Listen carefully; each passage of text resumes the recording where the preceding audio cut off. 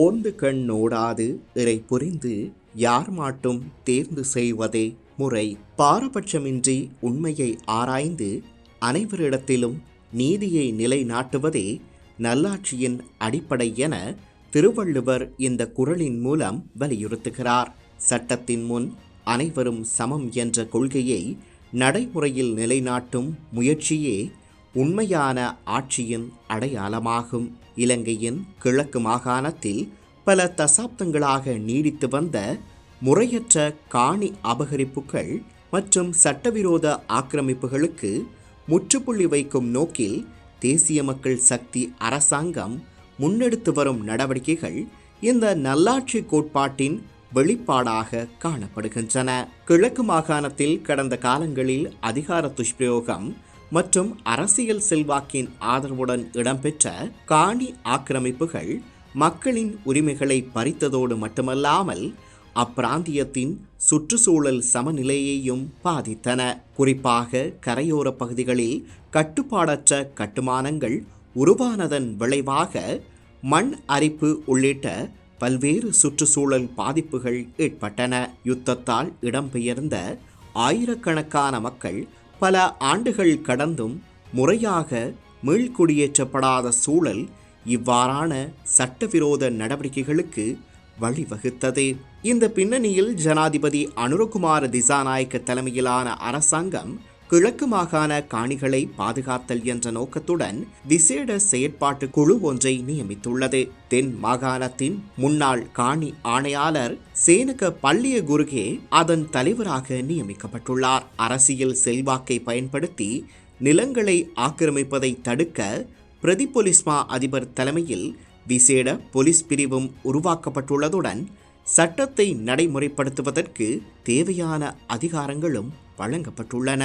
மேலும் ஸ்ரீலங்கா மகாவலி அதிகார சபையினால் பல ஆண்டுகளுக்கு முன்னர் வழங்கப்பட்டும் இதுவரை எந்தவித அபிவிருத்தி பணிகளும் மேற்கொள்ளப்படாத காணிகளை மீளப் பெற்று அவற்றை மக்களின் நலனுக்காக அபிவிருத்தி திட்டங்களுக்காக பயன்படுத்துவதற்கு அமைச்சரவை அனுமதி வழங்கியுள்ளது.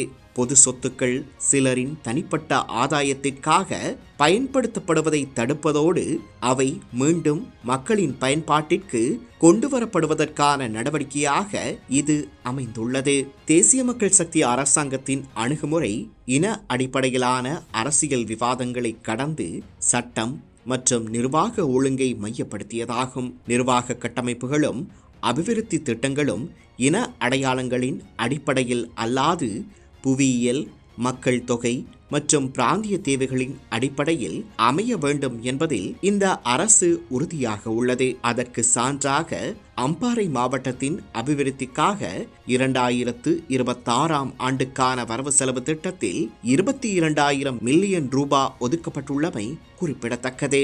கடந்த காலங்களில் சிங்கள, தமிழ் மற்றும் முஸ்லிம் சமூகங்களுக்கிடையிலான காணி பிரச்சனைகள் சில அரசியல் சக்திகளால் அதிகாரத்தை தக்க வைத்துக் கொள்வதற்கான கருவிகளாக பயன்படுத்தப்பட்டன. ஆனால் தற்போதைய அரசாங்கம் சட்டத்தை அனைவருக்கும் சமமாக பயன்படுத்துவதன் மூலம் அந்த அரசியல் கலாச்சாரத்திலிருந்து விலகி செல்ல முயற்சிக்கிறது.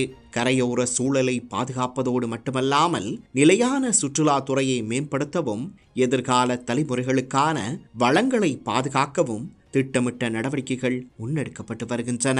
கிழக்கு மாகாணத்தில் முன்னெடுக்கப்படும் இந்த நடவடிக்கைகள் வெறும் காணி மீட்பு பணிகளாக மட்டும் கருதப்பட முடியாது.